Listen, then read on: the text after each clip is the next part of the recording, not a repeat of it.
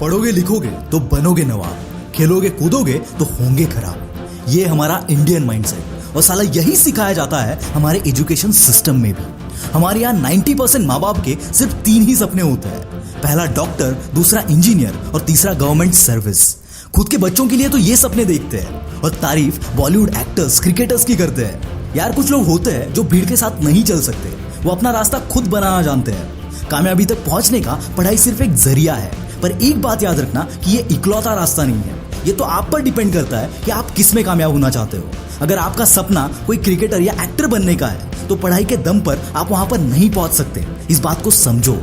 एक छोटा बच्चा था, उसे पढ़ाई में कोई इंटरेस्ट नहीं था, वो पढ़ाई में अच्छा भी नहीं था। पढ़ाई से ज्यादा उसे खेल कूद में ज्यादा मजा आता था। एक दिन किसी सब्जेक्ट में ये बच्चा फेल हो गया। इसने अपने घर तक का पूरा रास्ता घर पर मार पड़ेगी इस डर में निकाल दिया। घर पर पहुंच के जब उसने अपने पापा को फेल होने की न्यूज दी तो उन्होंने पूछा कि बेटा तुम जिंदगी में करना क्या चाहते हो। इस बच्चे ने कहा कि पापा मैं खिलाड़ी बनना चाहता हूँ। आगे चल के ये बंदा स्पोर्ट्स में तो नहीं पर बॉलीवुड का खिलाड़ी जरूर बन गया, जिनको आज हम अक्षय कुमार के नाम से जानते हैं। इनके पापा हमेशा कहते थे कि लाइफ में सक्सेस मार्क्स की वजह से नहीं, डिसिप्लिन की वजह से आती है, जिसके अक्षय कुमार एक लाइव एग्जाम्पल है। और शायद इसीलिए स्कूल के बाद कॉलेज से ड्रॉप आउट होने के डिसीजन में उन्होंने अक्षय का साथ दिया and today he is a national award winner. दोस्तों, रियल लाइफ का सक्सेस आपका मार्कशीट देखकर नहीं बल्कि आपका हार्डवर्क और आपका डिसिप्लिन देखकर आता है। याद रखना, रियल लाइफ आपकी किताबी दुनिया से काफी अलग होता है।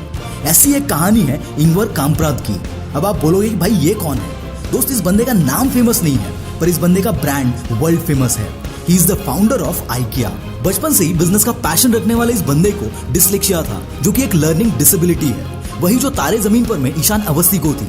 पर इस बीमारी ने इस बंदे को कामयाब होने से नहीं रोका, इसने अपनी डिसेबिलिटी को स्ट्रेंथ में बदल दिया। और शायद इसी वजह से IKEA की हर एक मैनुअल इतनी विजुअल है कि उसके फर्नीचर को कोई भी बंदा आसानी से असेंबल कर सकता है, फिर चाहे वो इंवर की तरह डिस्लेक्सिक क्यों ना हो। और एक बात, IKEA अपने प्रोडक्ट्स के यूनिक नाम की वजह से भी जाना जाता है, क्योंकि इंवर पढ़ नहीं सकते थे, इसीलिए उन्होंने अपने प्रोडक्ट्स के नाम अपने बर्थ प्लेस, स्वीडन की जानी पहचानी जगह और लोगों के नाम पर रखे हैं, जिससे कि वो उन प्रोडक्ट्स को याद रख सके।